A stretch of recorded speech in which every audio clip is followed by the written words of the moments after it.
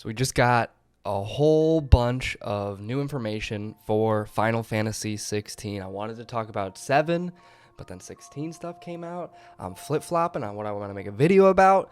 First I wanted to do 16, then 7 came out, and now we got 16 again, and it's crazy.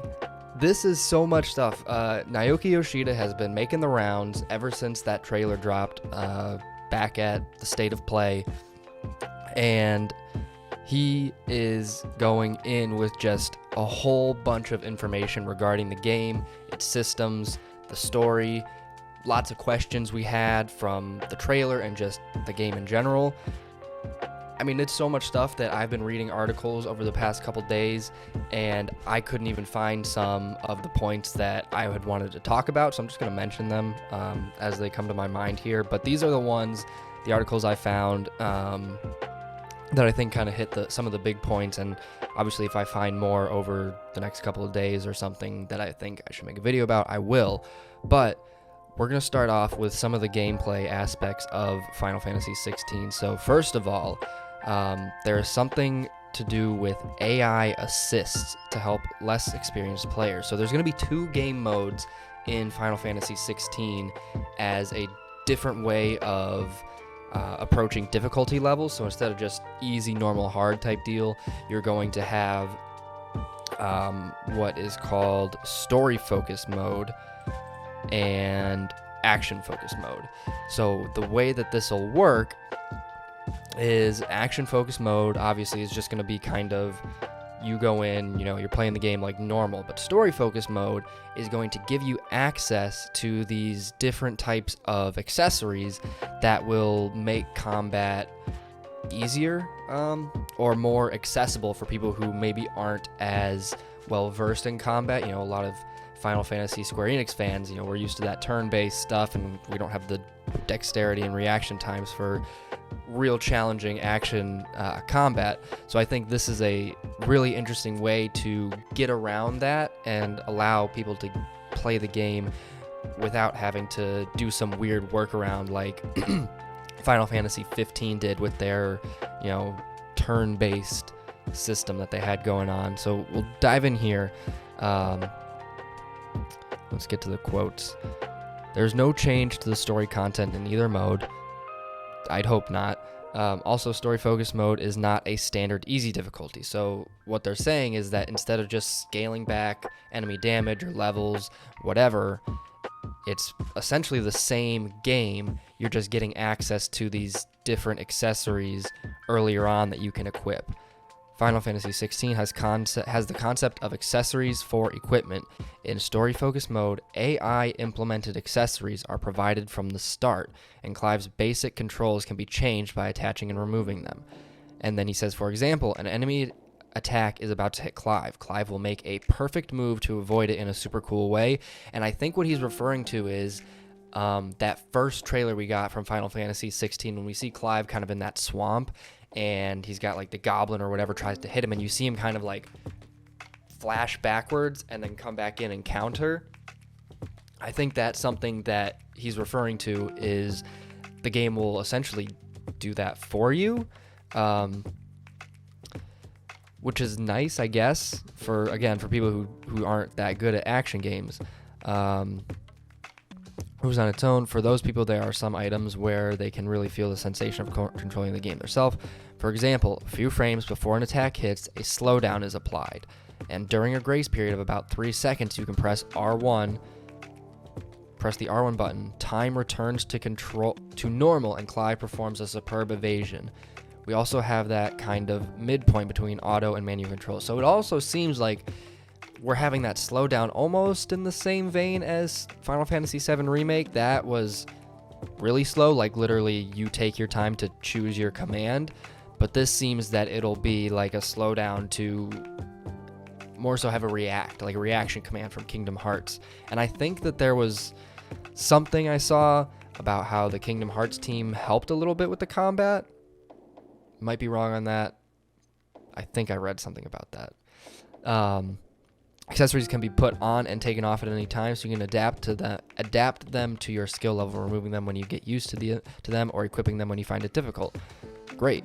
Which also kind of begs the question, and maybe they're just not really differentiating this story focus mode and action focus mode, because there are also some features that allow you to perform spectacular combos. Yoshida also explained that if players instead choose to play in action focus mode, they can still equip accessories if they find it too difficult. So why not just have one mode, and if you don't want the accessories, take them off? Maybe there's more of, maybe it is just the fact that you get these accessories from the start. In action focus mode, it's something that happens later on. Or maybe we're not quite grasping this. When they say AI controlled, maybe that slowdown, instead of pressing R1, maybe that's an accessory you can equip where it'll just do that dodge for you. Possibly. Either way, that's a nice addition to the game that I think people can appreciate, myself included, as if this game is like Devil May Cry, action combat games, I'm not particularly good at those, so I honestly might end up using some of these accessories. So I really think that that is a good detail to throw in there. Okay, this is some of the big information. This article from IGN, I think it was actually an interview he did with IGN, and he talks about, this is where I was looking.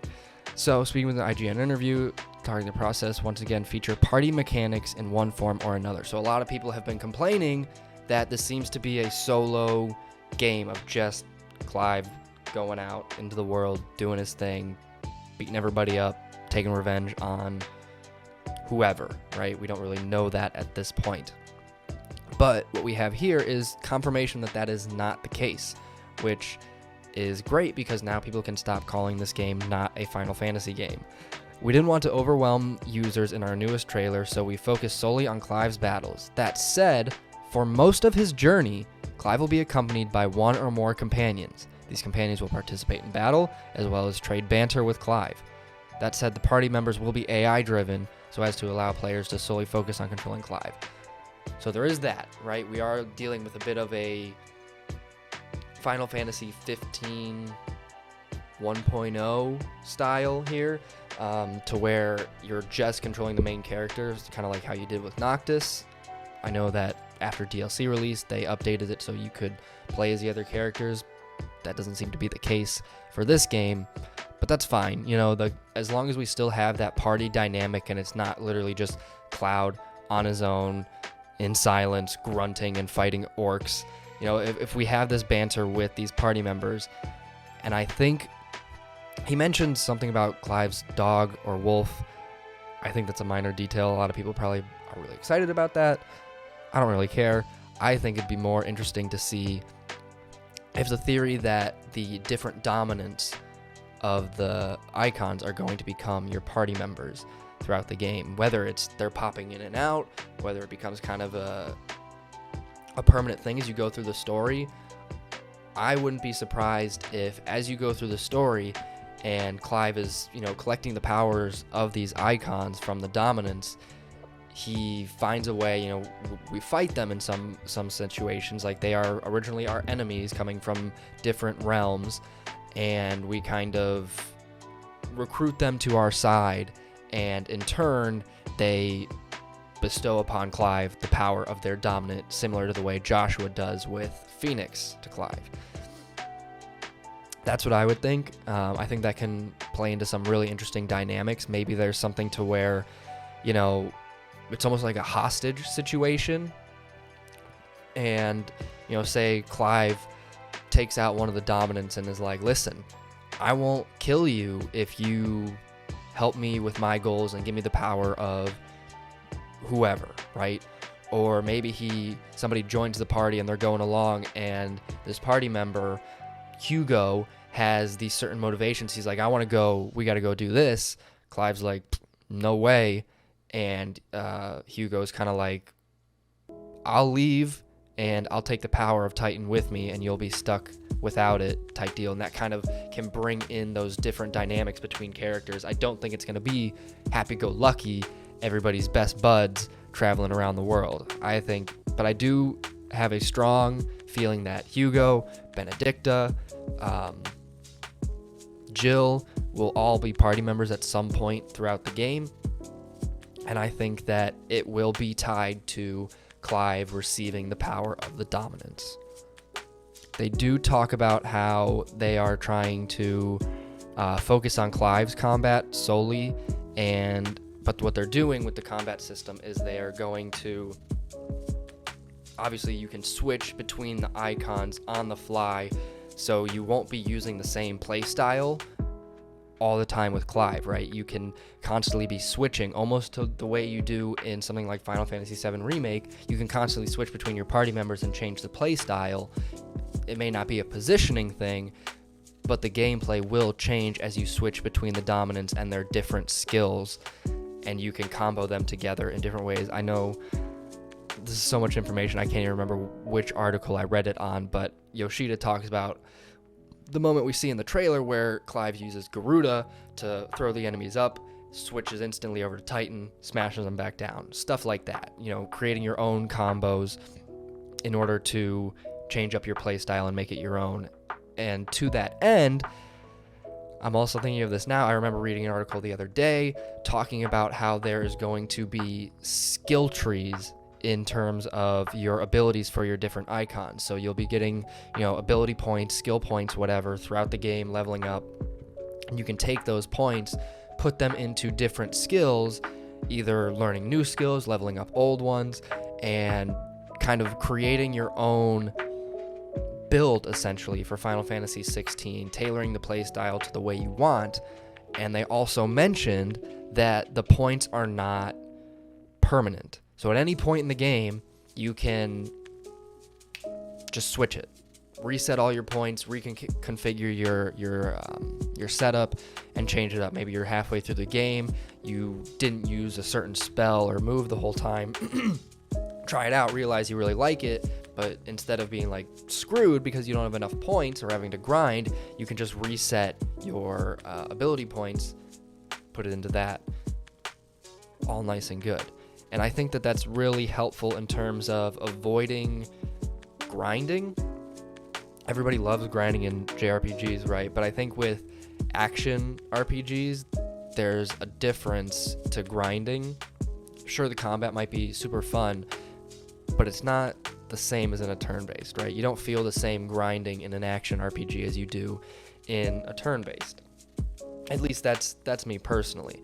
But I think that the system will help to alleviate having to do any kind of grinding. And as we saw in the trailer, it seemed like the level of the enemies were matched to Clive. We still don't know if that is a feature of the game, like that's difficulty scaling, or if they just did that for the trailer's sake. But if it is for the sake of the game, then grinding won't be necessary at all, because it really won't make a difference. Now, the game has now been confirmed to not be open world. I think this is great. Flame me in the comments if you want, but I really don't like open world games. I really don't. Breath of the Wild, beat it, put it down, haven't touched it since. Open world games, I think, are boring. Sorry, Skyrim, Fallout, no thanks. I much more enjoy games that focus on a narrative that they're trying to tell, and they push you along that narrative. Yes, you can have freedom to move about the world and do what you want to do, but at the end of the day, I don't want to be going off on this side quest that leads me to this side quest that leads me to that. Next thing I know, I forgot about the main story, and it kind of takes away from the narrative and the immersion of that game. And with 16, they're trying to tell this grand immersive story, and they think that an open world, and I completely agree, would take away from that. So they are going the route of open areas. We found in our extensive user research that many of the younger generation of gamers have never played a Final Fantasy or don't have any interest in the series. To create a game that might resonate with core fans,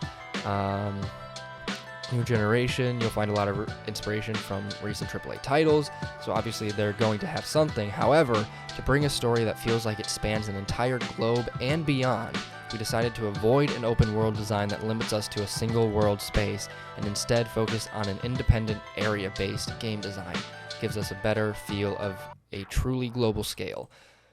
Now, when you read that quote, it kind of feels backwards, right? You would think if you want a global scale and a feeling of,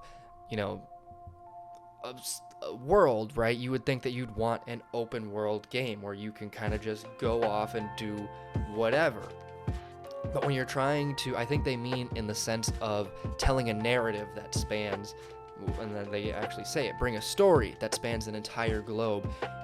If you're given the freedom to go off and essentially ignore that story, you're missing the immersion of what is going on in the world around you while you're just off fighting goblins for 6 hours or doing random side quests. So I think that this is a good way to focus the narrative and at the same time keep a cohesive world. And I'm sure it'll be expansive, right? I'm sure the areas we do go in will be, for the most part, open to us, right? I'm sure we can walk on a path in a forest and go off into the forest to an extent, right? And I think that a lot of that inspiration kind of comes from Final Fantasy VII Remake and the way that it went about its world and telling its story. It's a very linear game, but when you're in the sections, there's a lot of freedom to move about within those sections, right? And I really like that style of streamlining the story while having a world that isn't so expansive that it doesn't feel alive. So I think that is great. Again, it goes to talk about coming out 2023. Now this is one of probably the last big thing I'm going to hit on in this video. Aims for M rating.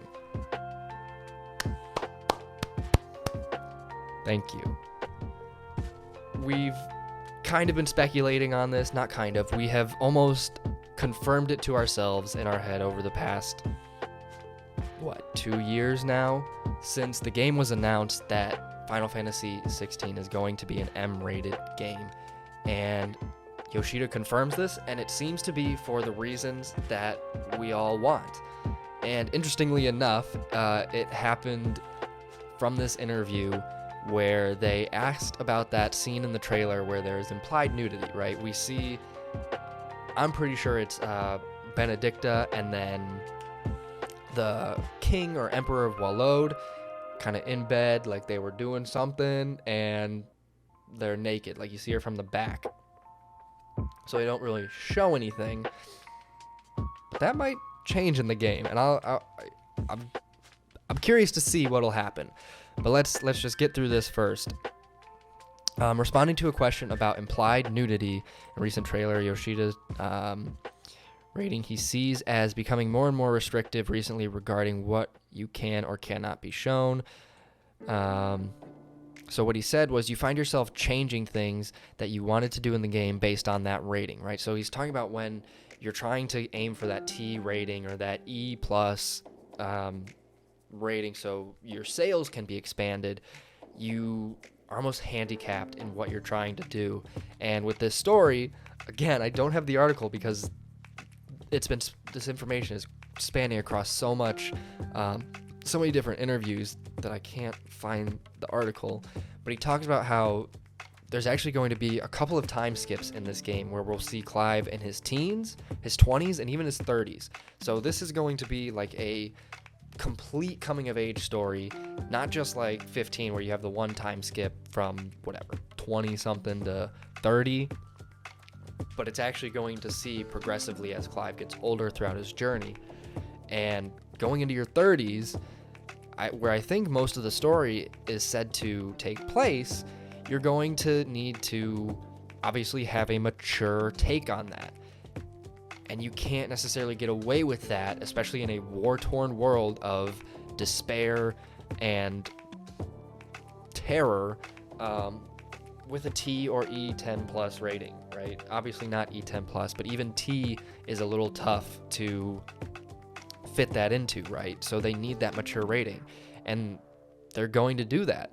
To get around that problem, Yoshida said Final Fantasy XVI will be pursuing a mature rating in most of the regions that the game will be released. Beautiful. And he says it's not for the sake of being more violent or more explicit, but to explore those more mature themes that the game tackles.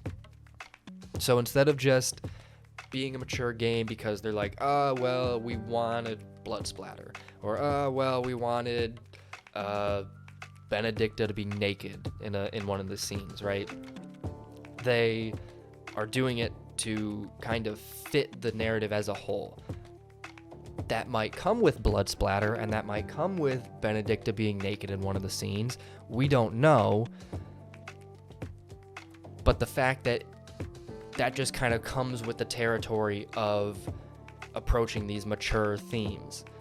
And it's almost one of those moments where, you know, you could want to depict a scene, but if you're a T rating, then you can only depict it from a certain angle. You can't really show the whole scope of what's going on and get that actual impact of the story. Interestingly enough, we look at Final Fantasy 15. They mention how it received a T rating for language, mild blood, partial nudity, and violence. And it noted realistic gunfire and impale characters, as well as some female characters that are depicted topless with breasts that lack discernible details, i.e. no nipples. And that was for T. 16 is going to be M. Does that mean we see nipples? I don't know. That'd be crazy. I can't think of a single Final Fantasy game where you've actually seen, like, nudity.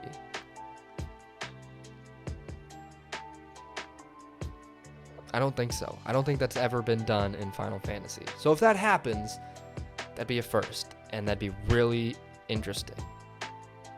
Stranger of Paradise, Type 0 were M-rated games, blah, blah, blah. So that's super cool. This is probably my favorite piece of information that came out, is this confirmation that it's an M rating. So we're not getting we weren't being teased by these scenes in the game. It is confirmed, and they're going to do it. And they're doing it for the sake of the story.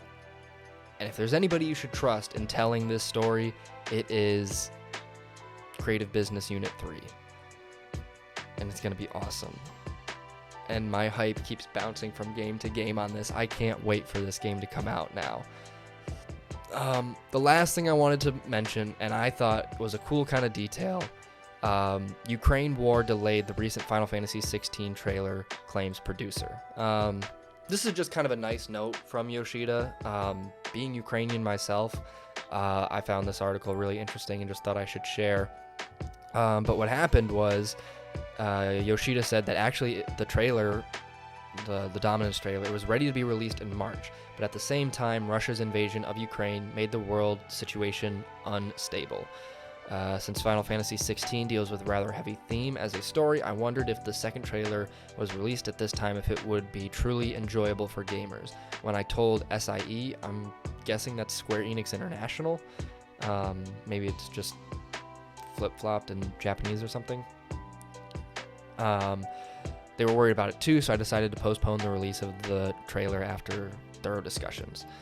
And then we got it in June, obviously.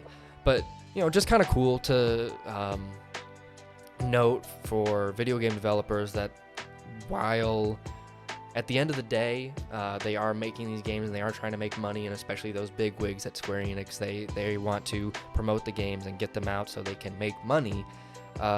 They also have a sense of awareness, right? And I think that that's detailed right here in the fact that they decided to wait on releasing the trailer. I think that's it, at least for now. How long has it been? 25 minutes? Dang. Yeah, lots of information. If you want to read these articles, I'll link them down below. If there's any other information that I missed, and I'm sure there is, again, let me know in the comments. It's getting exciting, and we still have over a year. And I think somewhere the next trailer is supposed to be released in the fall, Tokyo Game Show. So we can look forward to that. All right. That's going to do it.